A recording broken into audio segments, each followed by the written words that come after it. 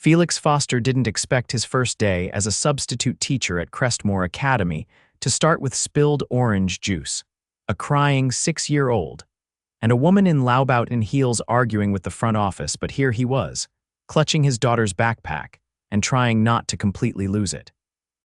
"Stella, baby girl, please stop crying," he whispered, crouched beside his daughter, wiping her cheeks gently. "I promise, Daddy's not leaving you alone. I'm just working in the building today, remember?" Stella hiccuped.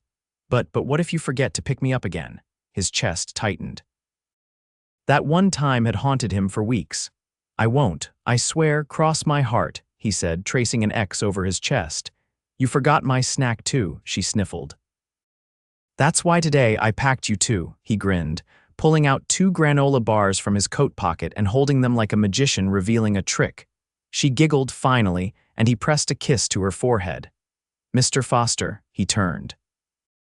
A woman with dark waves tucked into a sleek bun stood by the office door, clipboard in hand.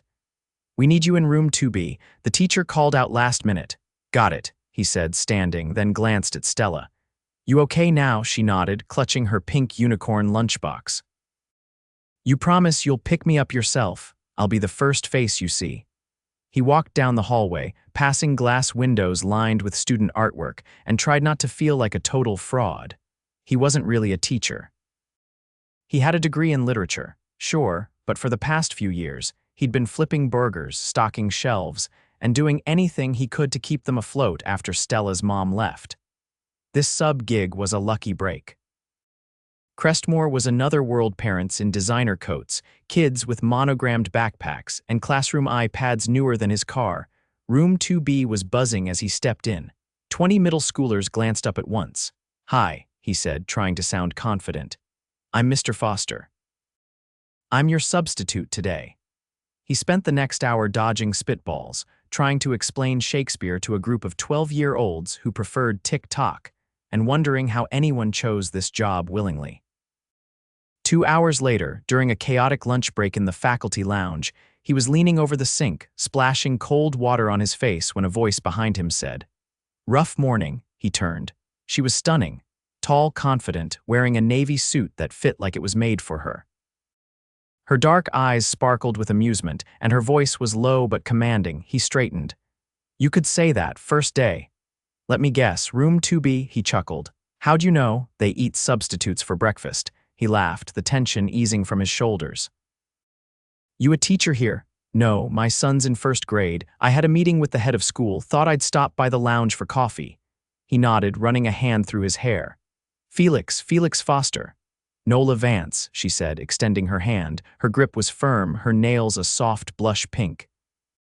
"Your daughter's name is Stella, right?" He blinked.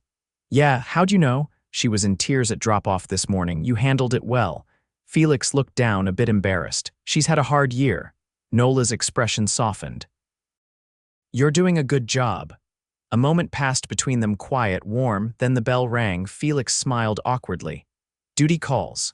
He turned to leave, but she called after him. "Felix," he looked back. "Don't let room 2B break you," he grinned. "I'll try not to." That night, after Stella fell asleep curled beside her worn stuffed bunny, Felix sat at the small kitchen table, filling out the next week's substitute availability. He couldn't stop thinking about her, Nola Vance. Everything about her was polished, elegant. She didn't look like someone who'd understand what it felt like to count quarters for gas money, but she hadn't looked at him with pity. She'd looked at him like he mattered. By the end of the week, he'd seen her 3 more times, once outside the art room, once in the hallway during parent pickup, and once in the faculty lounge again, where she offered him coffee without asking. Each time they talked a little longer. She loved lemon scones and hated early meetings. He loved classic rock and was terrible at remembering to charge his phone. She laughed at his dry jokes. He noticed the way her eyes lingered on his hands when he talked. Then one afternoon, as he was walking Stella out, he heard someone call his name. "Felix," he turned. Nola stood beside a sleek black SUV, her son climbing into the back seat. "Do you want to grab coffee sometime?" she asked, a little breathless. "I mean outside of school, no kids, just, coffee," he blinked. "You're asking me out," she tilted her head. "Is that a yes?" he grinned. "Yeah, that's a yes." Saturday morning, he stood outside a small cafe, fidgeting with his sleeves. When she arrived, wearing a soft white blouse and jeans that made her look effortlessly perfect, he nearly forgot how to speak. "I didn't know you were a CEO," he said halfway through their coffees. Nola looked surprised. "I didn't say I was," he raised a brow. "The driver, the meetings, the assistant following you around with a clipboard," she laughed. "Okay, fine, guilty, I run a tech company." "It's not a big deal." He leaned back. "You're kidding, that's impressive," she shrugged. "It's just work." "It's not just work," he said. "You're kind of amazing." She looked down, a blush creeping up her neck, and then she looked back at him, her eyes soft. "So are you." They left the cafe walking side by side, and when she reached for his hand, he didn't hesitate. He laced his fingers through hers like it was the most natural thing in the world. Neither of them looked back. The next Saturday, Felix found himself standing outside a glossy glass building in Midtown, feeling like he'd wandered into a parallel universe. "Penthouse," the doorman said, holding the elevator open for him like he belonged there, though Felix's scuffed boots and worn jacket told another story. He stepped inside, the elevator doors whispering shut behind him. The numbers ticked upward. He adjusted his collar, palms damp. This wasn't just a second date. Nola had called the night before, her voice low and amused. "My nanny's staying late. My son's with his grandparents. I'm cooking dinner. Come over." The elevator opened to a private vestibule. One step forward, and he was in her home. The space stretched in every direction, floor to ceiling windows, revealing a skyline painted in gold and blush light. The floors gleamed, the ceilings soared, and somewhere in the background, music played jazz, smooth and low. Nola stood barefoot in the kitchen, a glass of wine in one hand, stirring something in a copper pot with the other. She wore a soft off-shoulder sweater and black pants, her hair down for the first time he'd seen it, curling slightly at the ends. "You made it," she said, turning to him with a smile that hit like sunlight through clouds. Felix stepped in, brushing hair off his forehead. "I almost turned around when I saw the building." "I told you not to dress up," she said, setting the spoon down. "You're perfect." He glanced around. "You live here, temporarily." "I bought the place next door. It's under renovation." He froze. "You bought the penthouse next door," she shrugged, taking a sip of wine. "The light's better," he blinked. "That's the most casually insane thing anyone's ever said to me," she laughed. "You hungry?" They ate on the balcony, city lights blinking below them. The air was warm, the breeze soft. Felix tried not to stare when she poured him wine from a bottle he couldn't pronounce. The food, some kind of lemon risotto with grilled shrimp, was better than anything he'd had in years. "You didn't have to cook," he said after the first bite. "I wanted to." He studied her. "Why?" She set down her fork. "Because you don't treat me like I'm made of glass or gold. You ask questions like you actually want the answers, and because Stella made me laugh when she said you sing in the car like no one's listening." His face went red. "She told you that. She also said you burn toast every morning. She's a traitor." Nola smiled, then leaned her elbows on the table, her expression shifting. "Felix, can I ask you something?" He nodded, wary. "Why haven't you dated anyone since Stella's mom?" He hesitated. "I didn't have time to figure out how to trust anyone again, and I didn't want to bring someone into her life unless I was sure." She nodded slowly. "You're cautious. I'm careful. There's a difference." "I don't mind careful." Her voice was soft now. "But I'm not a halfway person, Felix. If I'm in, I'm all in." His throat tightened. "I don't have your world, Nola. I can't fly to Paris for the weekend or buy penthouses for the lighting." "I don't need you to," she said, eyes locked on his. "I don't want your money. I want your honesty, your heart." He looked down. "Those are the only things I have left." "Good," she whispered. "Then we're even." They sat in silence for a moment, the sounds of the city humming below. Then she stood.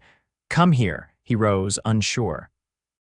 She led him inside, past the sleek furniture and art-lined walls, to a room at the end of the hall. When she opened the door, he stopped cold. It was a child's room. Bookshelves lined the walls, tiny shoes tucked neatly beneath a window seat. A small desk stood beside a toy chest, and a telescope pointed at the stars beyond the glass. "I had it done for my son," she said quietly. "But he spends more time at my parents' when I'm working late. I always thought I'd fill it with more laughter." Felix turned to her. "Why are you showing me this?" Because I want you to know that I see what it takes to be a good parent, and I think you're the best kind. He couldn't speak. She stepped closer. Stella doesn't need a mansion. She needs someone who shows up. You do that every day. He swallowed hard. You make it sound like I'm someone worth believing in. You are, she said. And I already do. That night, as he walked the long blocks back to the train, her words echoed in his chest. She already did. He'd never had someone believe in him before he believed in himself. And now, for the first time in years, he wanted to believe too. Felix stood frozen in the middle of the Crestmore parking lot, staring at the glossy envelope in his hand. It had been tucked into Stella's cubby that morning, sealed, unmarked, and clearly not from the school. Inside was a sleek invitation printed on thick pearl paper with navy lettering. Private reception. Vance Tech Foundation annual benefit. Formal attire required.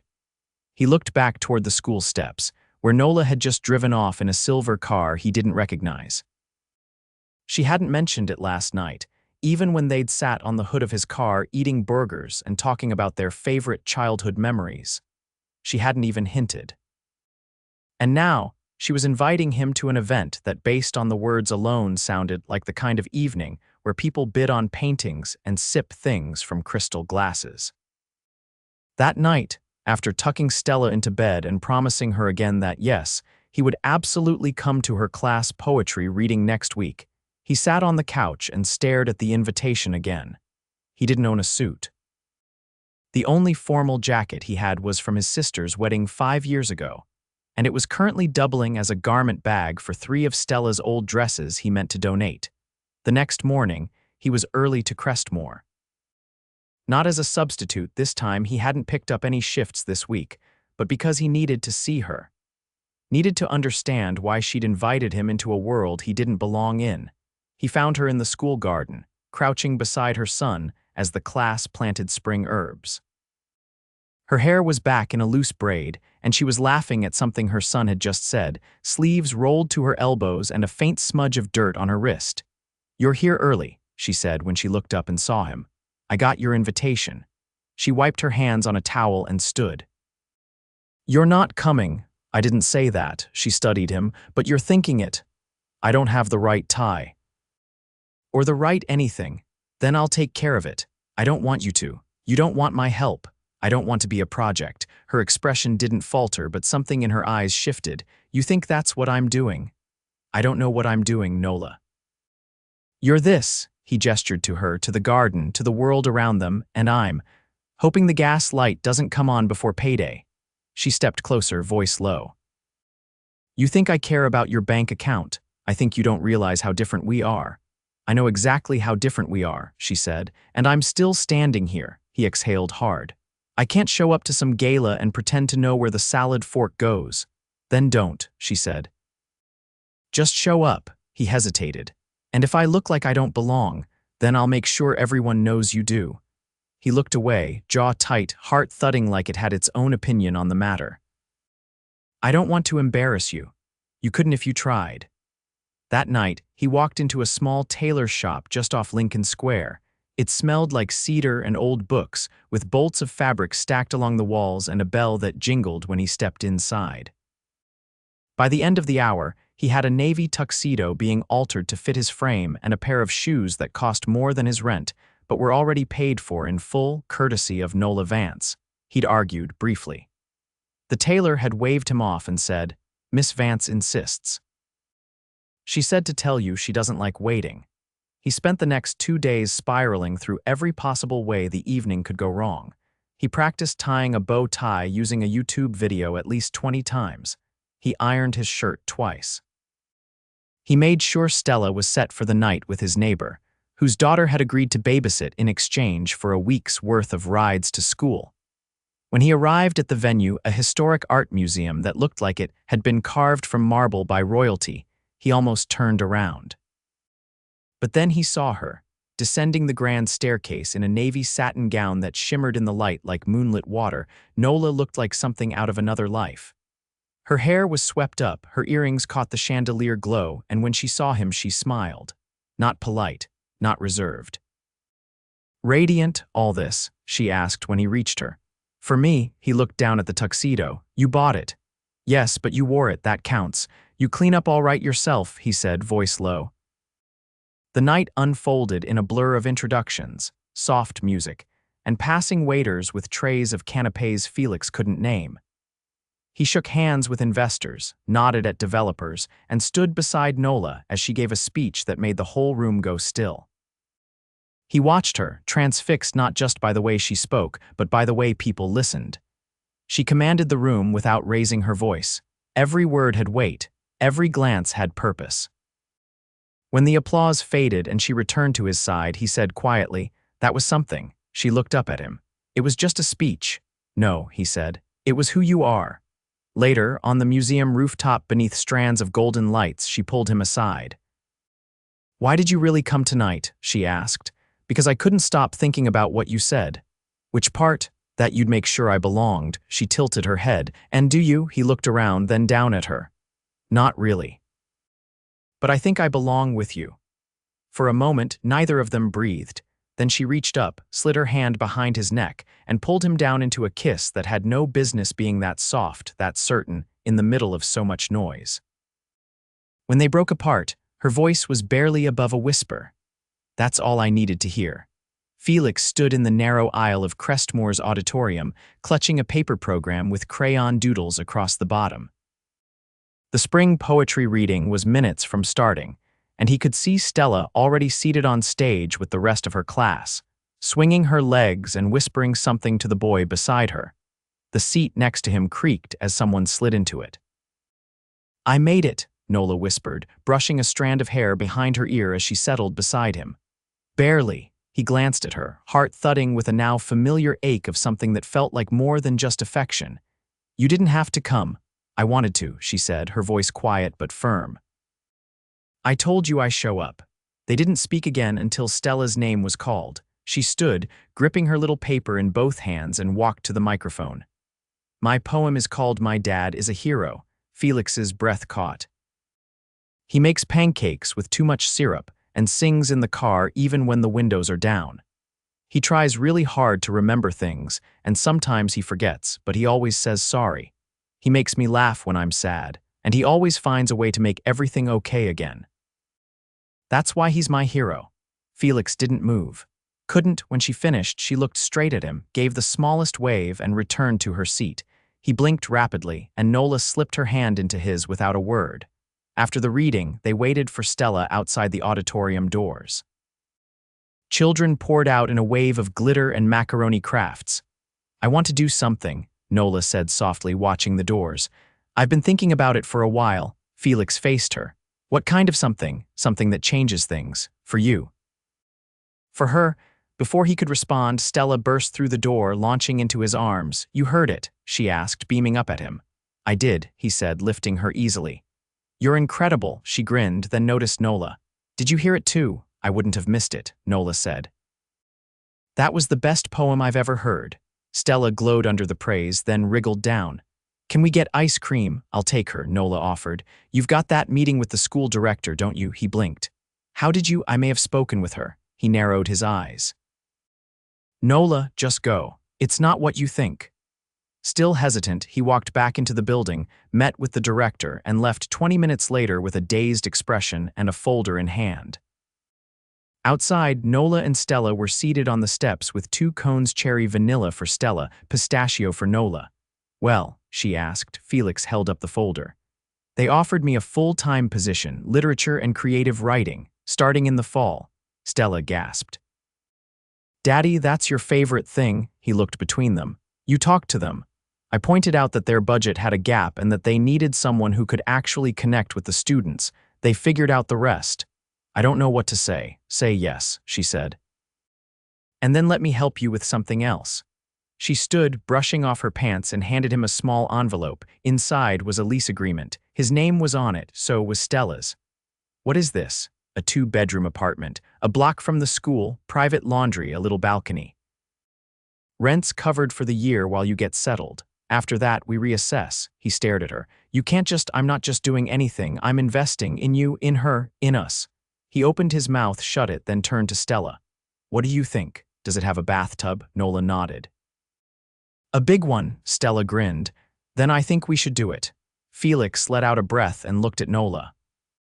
"You're serious. I've never been more."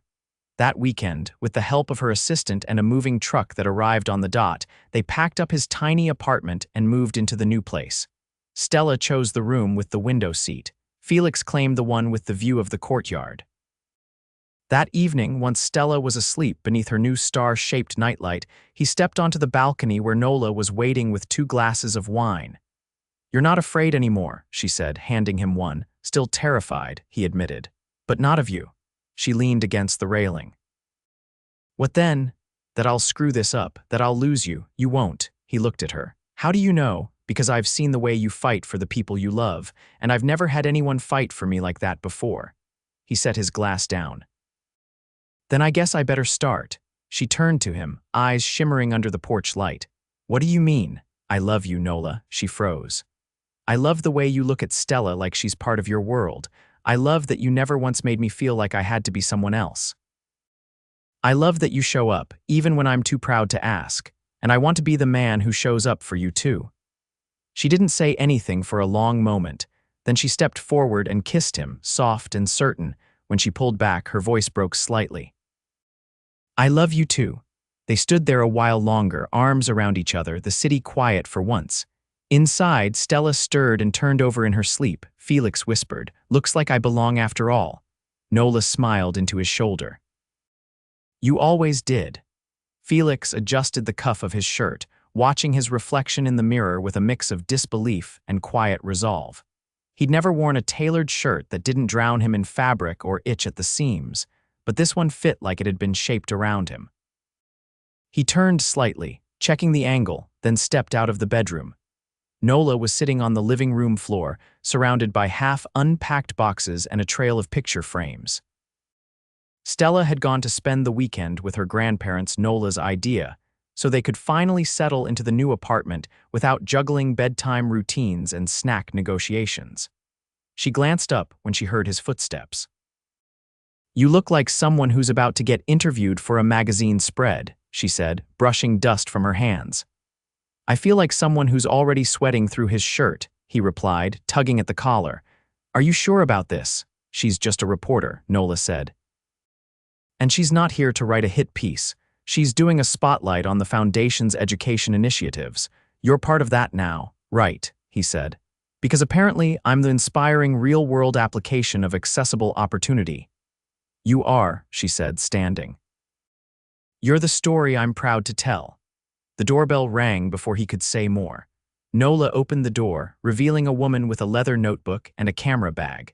She had the kind of presence that suggested she'd seen too much to be impressed by penthouses or polished smiles. But when she shook Felix's hand and asked if they could start in the reading corner of the apartment, the one Stella had claimed as her book nook, he relaxed marginally.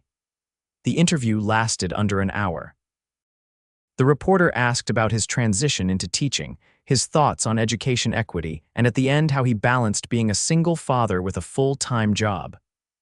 "I didn't," he said honestly. "Not at first. I stumbled through it, but I had people who reached out, who believed I could do more.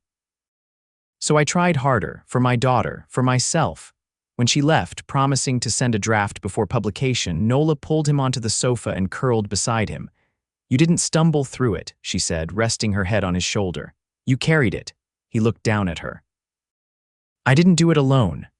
They stayed like that for a while, the hum of the city outside their windows a soft pulse in the background. Later, they opened a bottle of wine Nola had been saving since her company's first anniversary and ate takeout from a tiny Thai place Felix had discovered on a delivery route years ago. As night crept deeper, Nola leaned back against the cushions, her eyes tracing the ceiling. "I sold the penthouse next door," she said, her voice casual but laced with something deeper. He turned to her. "You what?" "I don't need it," she said. "This place has everything I want. You loved the light." "I love this life more," she said, reaching for his hand. "You, Stella." The sound of someone humming in the kitchen on Sunday mornings. "You're not going to miss the rooftop pool? I'll survive.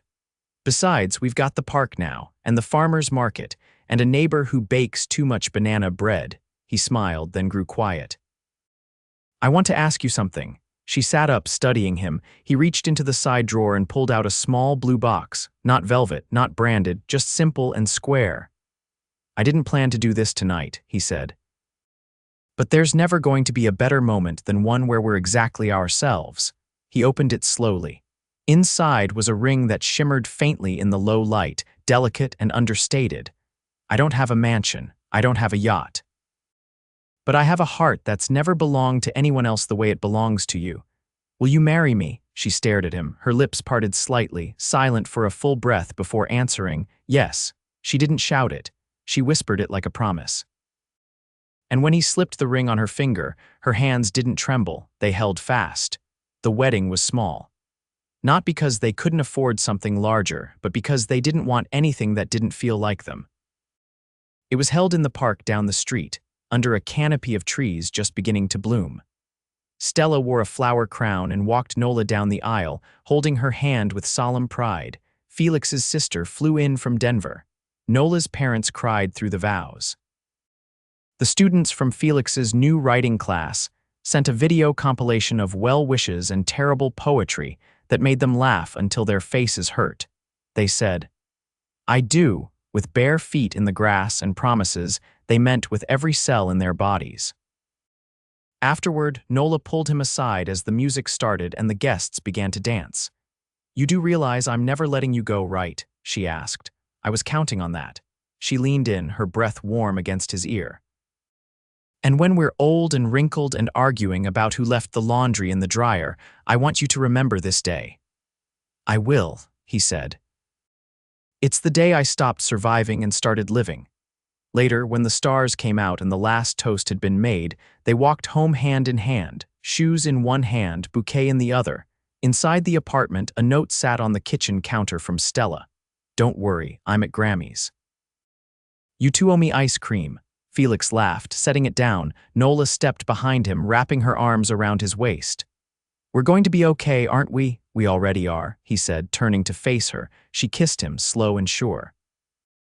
And in that moment, in a home filled with half-empty boxes, crayon drawings on the fridge, and the scent of late spring in the air, they knew this wasn't a chapter. It was the whole story, and they were exactly where they were meant to be.